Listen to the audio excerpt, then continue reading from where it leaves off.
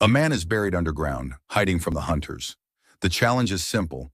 If he can escape from 10 FBI trackers, he wins $10,000. On one side, a master of disguise full of tricks. On the other side, a professional search team armed with drones and thermal cameras. The question is, who's better, the hunters or the hiders? George even brought in two special effects makeup artists.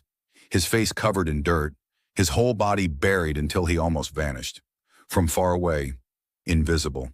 Up close, unrecognizable. But his chest was crushed by the soil and breathing became harder. To make it more natural, they planted grass above him.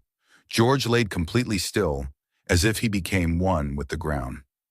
Meanwhile, Michael thought the riverside was safer.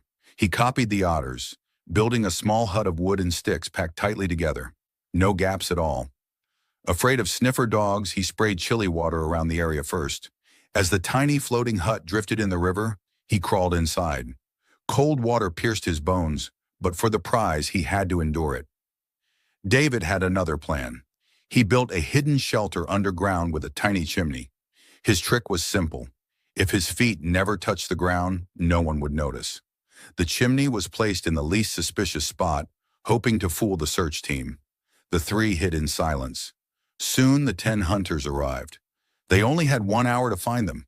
First instinct, search the house. They tore everything apart but found nothing. The captain decided to split the team. They passed by David's chimney without even looking. So close. Meanwhile, another team climbed the hill. Footprints and broken branches everywhere. The captain felt it. Someone was here. They searched carefully, not realizing George was buried right under their feet. The captain touched the rocks and dry twigs, never knowing someone was lying just beneath him. Michael, thinking he was safe, whispered to himself. But the hunters heard him. Suspicious, they used the drone. From above, one area looked off, green branches moving unnaturally. They laughed when the bush suddenly ran into the river. Michael panicked, swimming like a terrified deer. Hunters chased with boats. He tried reaching the shore, but someone was already waiting. Caught. One player down. The captain turned back to David's chimney. He peeked once, saw nothing, and left. David almost cheered. As long as his feet weren't on the ground, he was safe. But two hunters came back curious. One pulled from above, one peeked from below. David couldn't hide anymore. Caught. 2 minutes left. The captain was still near George, but saw nothing suspicious.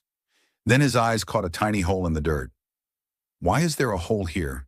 It couldn't just appear. He investigated, uncovering George's hiding spot.